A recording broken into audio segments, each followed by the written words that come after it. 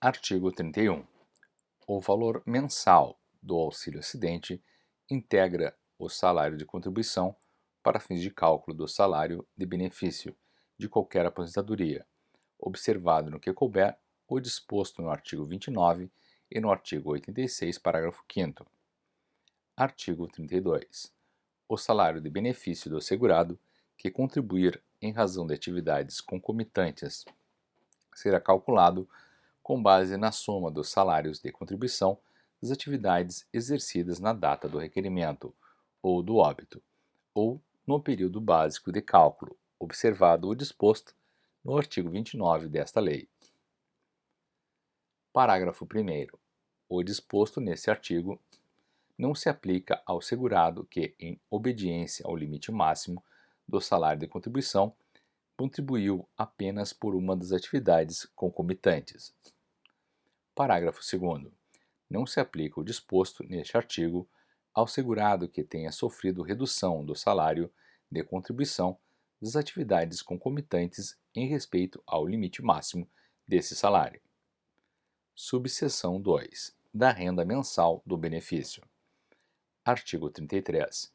A renda mensal do benefício de prestação continuada que substituir o salário de contribuição ou o rendimento do trabalho do segurado não terá valor inferior ao do salário mínimo, nem superior ao do limite máximo do salário de contribuição, ressalvado o disposto no artigo 45 desta lei.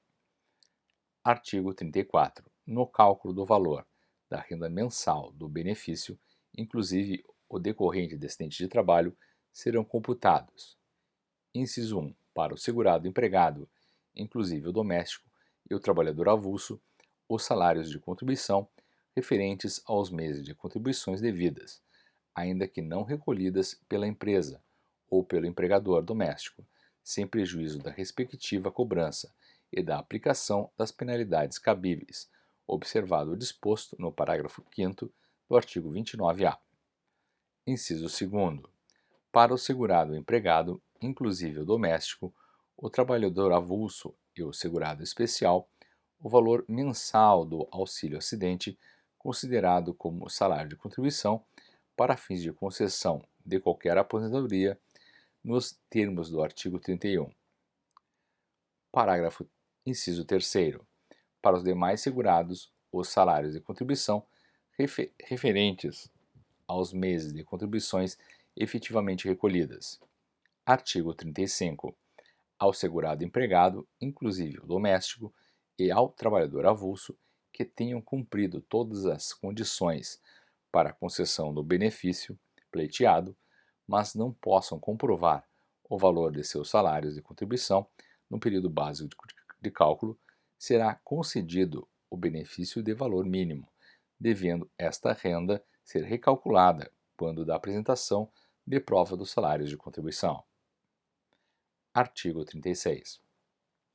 Para o segurado empregado doméstico que, tendo satisfeito as condições exigidas para a concessão do benefício requerido, não comprovar o efetivo recolhimento das contribuições devidas, será concedido o benefício de valor mínimo, devendo sua renda ser recalculada quando da apresentação da prova do recolhimento das contribuições. Artigo 37. A renda mensal inicial, recalculada de acordo com o disposto no artigo 35, deve ser reajustada, como a dos benefícios correspondentes, com igual data de início e substituirá, a partir da data do requerimento de revisão do valor do benefício, a renda mensal que prevalecia até então. Artigo 38. Sem prejuízo do disposto no artigo 35, cabe à Previdência Social manter cadastro dos segurados com todos os informes necessários para o cálculo da renda mensal dos benefícios. Artigo 38-A.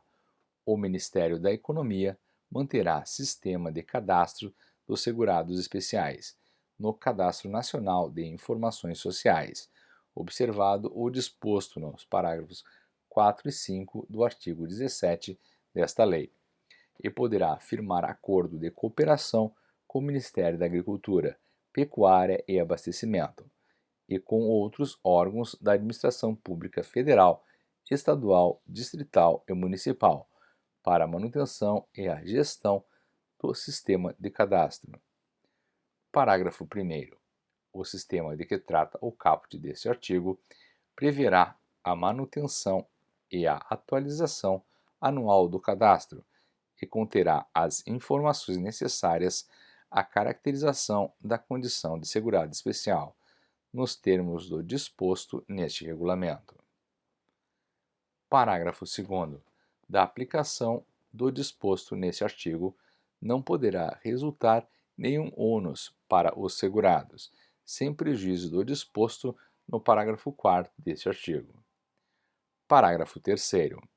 O INSS, no ato de habilitação ou de concessão de benefício, deverá verificar a condição de segurado especial e, se for o caso, o pagamento da contribuição previdenciária, nos termos da Lei 8.212, considerando, dentre outros, o que consta do Cadastro Nacional de Informações Sociais, de que trata o artigo 29-A desta lei. Parágrafo 4º. A atualização anual de que trata o parágrafo 1º deste artigo será feita até 30 de junho do ano subsequente. Parágrafo 5º. É vedada a atualização de que trata o parágrafo 1º deste artigo após o prazo de 5 anos, contado da data estabelecida no parágrafo 4º deste artigo. Parágrafo 6º. Decorrido o prazo de 5 anos de que trata o parágrafo 5º deste artigo, o segurado especial só poderá computar o período de trabalho rural se efetuados em época própria a comercialização da produção e o recolhimento da contribuição prevista no artigo 25 da Lei 8.212. Artigo 38b. O INSS utilizará as informações constantes do cadastro de que trata o artigo 38-A, para fins de comprovação do exercício da atividade e da condição do segurado especial e do respectivo grupo familiar. Parágrafo 1º. A partir de 1º de janeiro de 2023, a comprovação da condição e do exercício da atividade rural do segurado especial ocorrerá exclusivamente pelas informações constantes do cadastro a que se refere o artigo 38-A desta lei. Parágrafo 2º. Para o período anterior a 1º de janeiro de 2023, o segurado especial comprovará o tempo de exercício da atividade rural por meio de autodeclaração ratificada por entidades públicas credenciadas, nos termos do artigo 13 da Lei 12.188, e por órgãos públicos na forma prevista no regulamento. Parágrafo 3º. Até 1º de janeiro de 2025, o cadastro de que trata o artigo 38-A poderá ser realizado, atualizado e corrigido, sem prejuízo do prazo de que trata o parágrafo 1º deste artigo e da regra permanente prevista no parágrafo 4º e 5º do artigo 38-A desta lei. Parágrafo 4º. Na hipótese de divergência de informações entre o cadastro e outras bases de dados, para fins de reconhecimento do direito ao benefício, o INSS poderá exigir a apresentação dos documentos referidos no artigo 106 desta lei. Parágrafo 5º. O cadastro e os prazos de que tratam este artigo e o artigo 38-A desta lei deverão ser amplamente divulgados por todos os meios de comunicação cabíveis, para que todos os cidadãos tenham acesso à informação sobre a existência do referido cadastro e a obrigatoriedade de registro. Artigo 39. Para os segurados especiais referidos no inciso 7 do caput do artigo 11 desta lei, fica garantida a concessão. Inciso 1. De aposentadoria por idade ou por invalidez, de auxílio-doença, de auxílio-reclusão ou de pensão, no valor de um salário mínimo, e de auxílio-acidente, conforme disposto no artigo 86 desta lei, desde que comprovem o exercício de atividade rural, ainda que de forma descontínua, no período imediatamente anterior ao requerimento do benefício, igual ao número de meses correspondentes à carência do benefício requerido, observado o disposto no artigo 38A e 38B desta lei. Inciso 2º. Dos benefícios especificados nesta lei, observados os critérios e a forma de cálculo estabelecidos, desde que contribuam facultativamente para a Previdência Social, na forma estipulada no Plano de Custeio da Seguridade Social. Parágrafo único. Para a segurada especial, fica garantida a concessão de salário maternidade no valor de um salário mínimo, desde que comprove o exercício de atividade rural, ainda que de forma descontínua, nos 12 meses imediatamente anteriores ao do início do benefício. Artigo 40.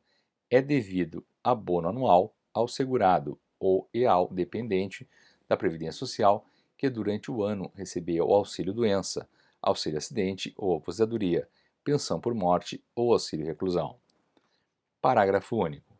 O abono anual será calculado, no que couber, da mesma forma que a gratificação de Natal dos trabalhadores, tendo por base o valor da renda mensal do benefício do mês de dezembro de cada ano.